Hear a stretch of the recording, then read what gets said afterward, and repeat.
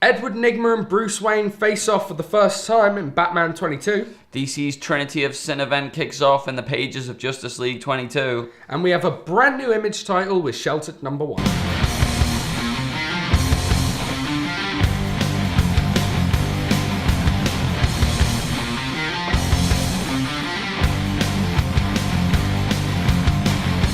Okay, so a few weeks ago we talked about Batman 21 starting that time of the month. Year. It is that time of the month. We talk about it every month. It's Batman 22, continuing 0 year. In this book, the big thing that comes out of it is we get the first interaction between the Riddler and Batman. But we also get some heart-to-hearts between Alfred and Bruce Wayne. We get Batman or Bruce Wayne even continuing to try and take on the Red Hood. A lot going on in this book. You were a bit lukewarm on the last book, if I remember correctly. No. You didn't love it. Yeah, it wasn't like, it wasn't Death of the Family. No, it wasn't like some of those Death of the Family issues or some of those Court of Owl issues. So, what did you think of issue 22 of Batman? If I remember correctly, one of the things I said, by the way, you need to I'm gonna buy it. I'm gonna buy it before watching. One of the things I said was, I had to say before watching, because otherwise you have to buy that. Oh, I know. Was that it was a good start, and I'm excited for where it could go. Yeah. And this is where it could go, and it was awesome, and I love it. And I think this Scott Snyder run is just gonna go down Classic. as some of the best Batman stories ever told. Yeah, and they're all so different. And I love that this takes place in the past, and it's still really creative. It's still really interesting. It still feels somehow Scott Snyder has managed to pull off the impossible and make Batman feel fresh and new and different.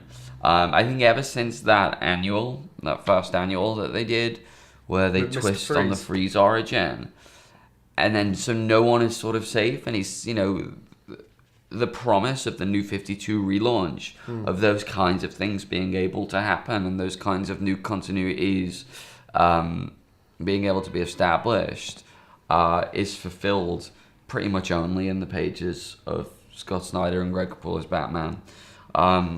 This is fantastic. Yeah. It's gripping. The whole Red Hood gang thing is such an old Batman trope, but it feels so exciting and new and different. And it's really cool the way they've been able to incorporate the kind of the Joker Red Hood with the big helmet and the Jason Todd Red Hood with the pullover masks. Yeah. Like that's a really nice touch. Yeah, and the Riddler in this is great. Like, I love the way he's introduced. There's a really creative panel in this book, which is very, very interesting.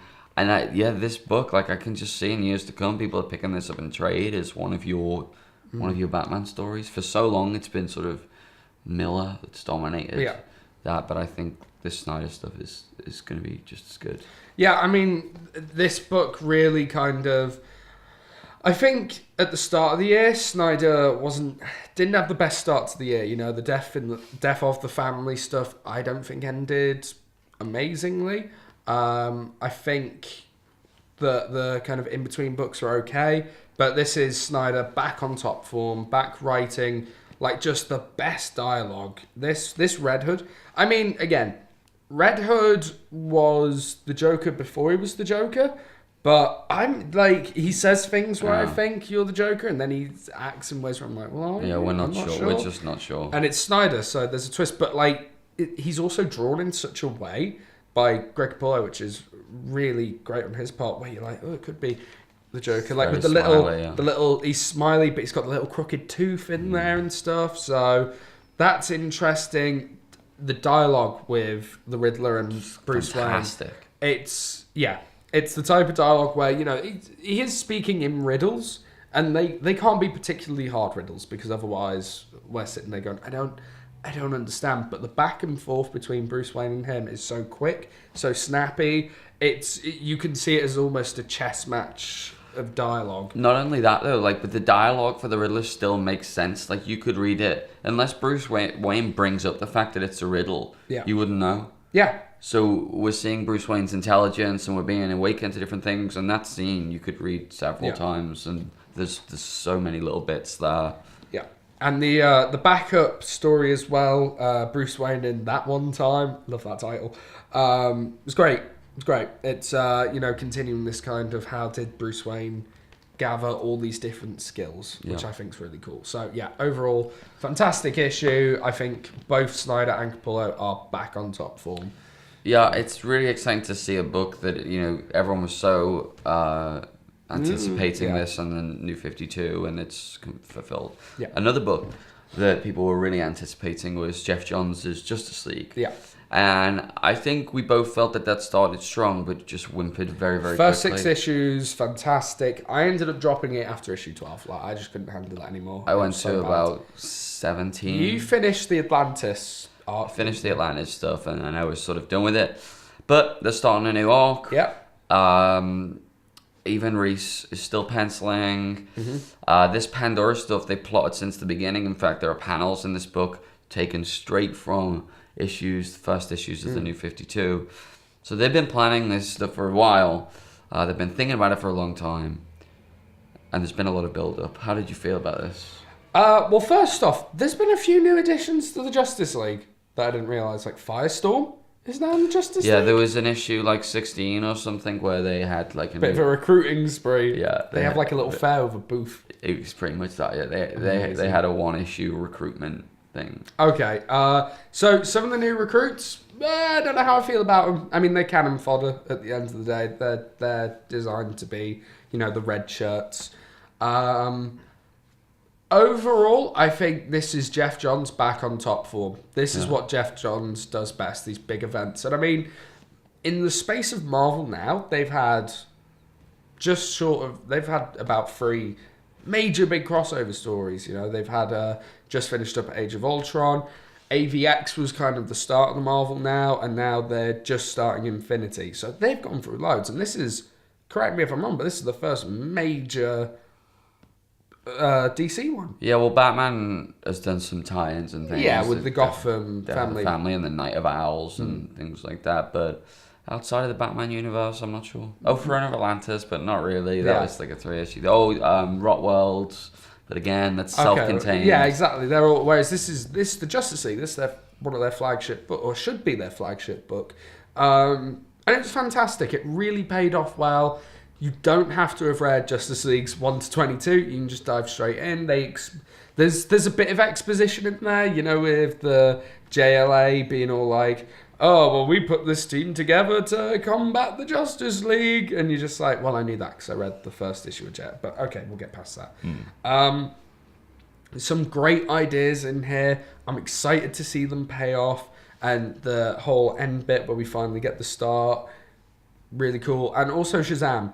After reading this, I'm definitely picking up that first trade of Shazam. I mean, it was my favourite thing in the Justice League. Yeah, that was the only reason I read up to 12. Yeah, that was one of the sad things about stopping was that I don't get to read that anymore, so I'm excited to bring that on. Yeah, bit gutted that I've now got a spoiler for how that one ends. But yeah, well, kills Black Adam. Like, no, but you always knew that. Censor him. That's the point. Like, the point is it's not really a spoiler because Shazam isn't going to die, is he? Yeah, but neither of them normally die. That's how comic books work. Batman doesn't kill the Joker, does he? Well, you can censor me or something. I think we should. Well, no, it's too right. There's a whole conversation there now. But yeah, I loved it. I enjoyed it too. I enjoyed it quite a bit. In fact, I enjoyed it a lot. And you're right, the way he weaves these narratives, I'm still not I really like the narrative device as well with the fortune teller. Really like that. It was cool, and I like it when they have like different names for the characters. Although Xanadu, maybe do your research before you name character Xanadu, because there are some songs called Xanadu that are stupid songs with Olivia Newton-John, ELO, and Elton John, which I then couldn't get out of my head.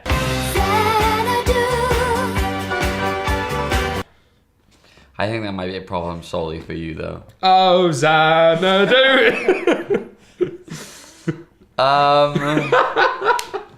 Where was I? Yes. Jeff Johns. Oh, JLA. Just not fussed on them. I don't know. There's just a bad taste in my mouth regarding them. A lot of that maybe comes from the first issue, but it just feels like it's sort of overkill. But anyway, that aside, yeah, the Shazam stuff was really cool. I love the character of Shazam in general. I loved him in Young Justice. I like the fact he's just Superman. He's like, oh my god, I just knocked out Yeah, Superman. yeah. Like that childish dialogue is really fun, and it was very, it was sort of as the sweeping story. There's a lot of threads to pull together, and he does it very, very well.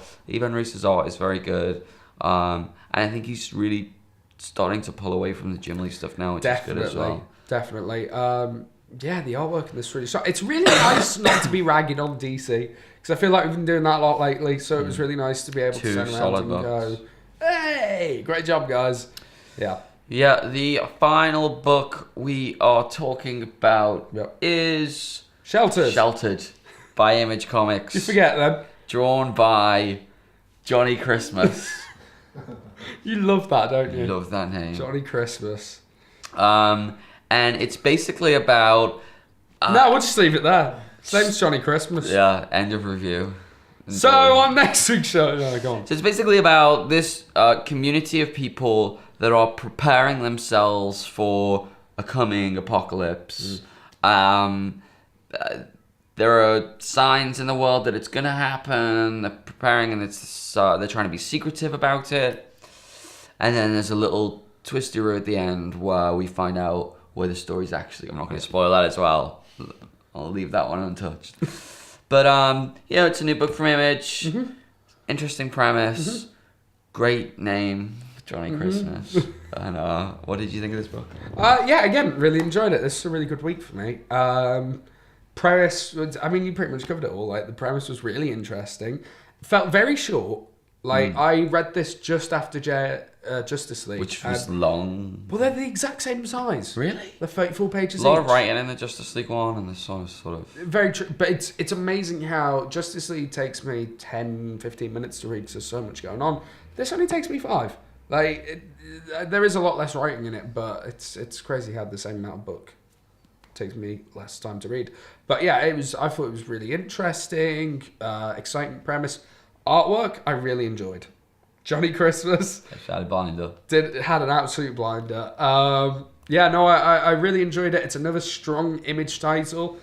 Again, another one I will probably be picking up in trade instead of singles. That's just the way I'm kind of buying my Image books at the moment, because I really like that big chunk of book, and they're really cost effective at $7.50. They're really cost effective. I'll definitely be buying it in trade. I thought it was wonderful. I thought they didn't have much room to explore these characters very far, but still the personalities that they gave them felt very, very full. Yep. I was really interested to know more about them. There was a bit of, oh hang on, the way the art style's done, there was a little bit of, oh hang on, who is he?